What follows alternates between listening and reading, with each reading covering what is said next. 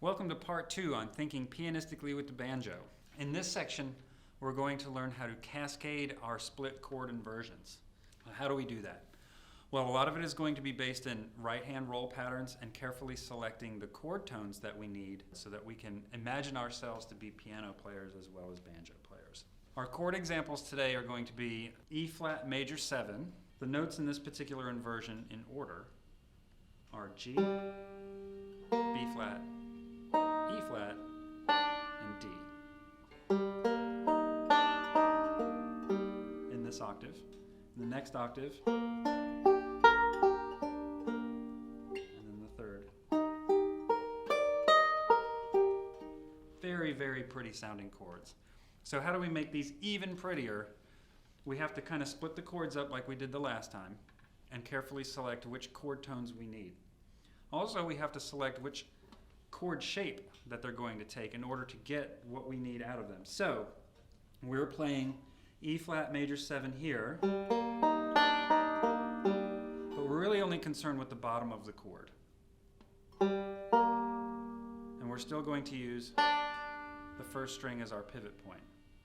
So we need the bottom of this chord, and we're going to pivot off of our first string. Here's G, B flat, and D, because we're going to play the root note, E flat, here.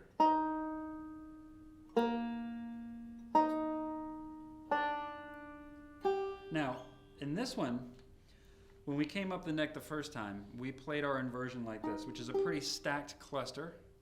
But you can also play an E flat major 7 chord like this. If we keep our E flat in the root, here's E flat, here's B flat, here's D, and then there's G.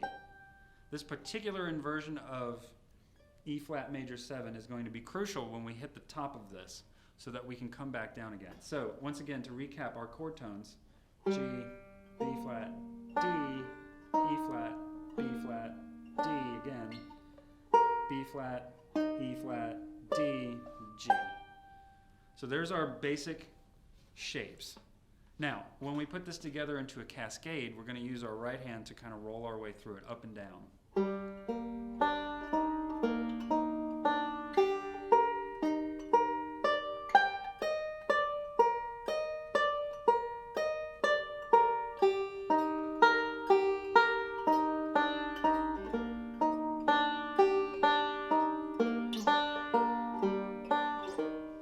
Now, I repeated a lot of notes. Basically, I'm taking a lot of liberties creatively with how this is going to be played because you will also do that as a composer, arranger, improviser. You don't know how it's going to fit within whatever amount of time that you have. And so there's no real wrong way to do it. In the first lesson, we learned not to repeat the same note in the same octave, but in this particular lesson, you can kind of do that because you need it to move like a piano player would. So if we take that a little quicker,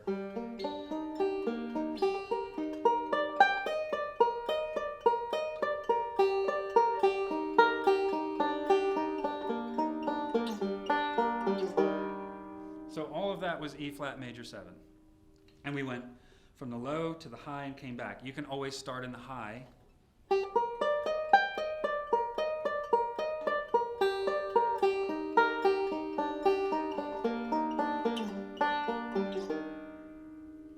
there's a couple of song examples in the real world that use this on the banjo. Most notably, Bela Fleck's Round Rock from My Bluegrass Heart.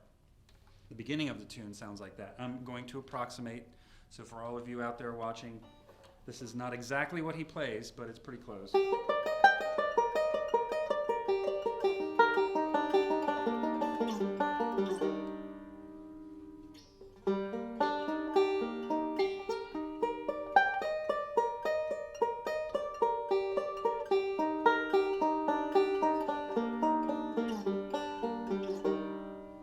Last lesson we learned how to move up by step diatonically. Now you don't have to do that. You can pick any set of chord changes you want. So I'm going to pick a set of chord changes that's familiar to me in this particular regard. And the chord changes are going to be an E flat major 7, a G minor 6, which is a fun chord, an A7 flat 5, and the F sharp major 7.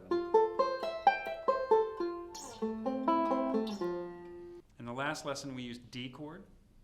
So we're going to attach a D minor chord to the beginning of this just to get into it. And we're going to use the same exact thing that we did in the last lesson to get to cascade these chords. So here comes D minor, E flat,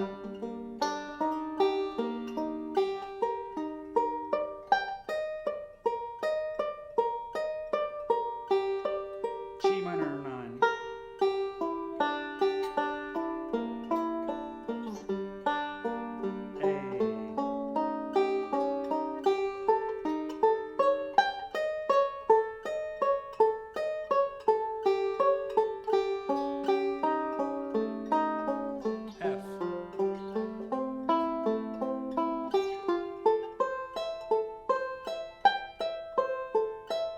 finish off with a G major,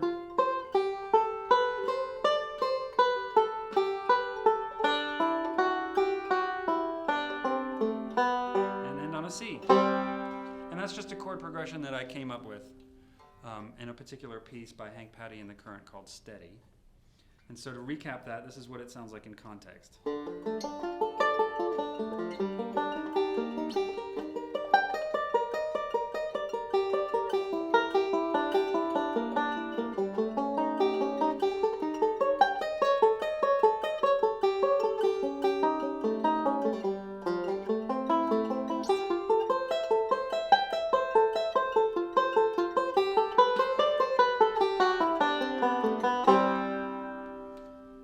You don't have to do that, obviously, but it is a way to move through chord changes in a very satisfying cascade where you get the most bang for your buck out of each of the chords, and you're able to kind of think in a very impressionistic kind of way. Basically, what you're doing is creating texture.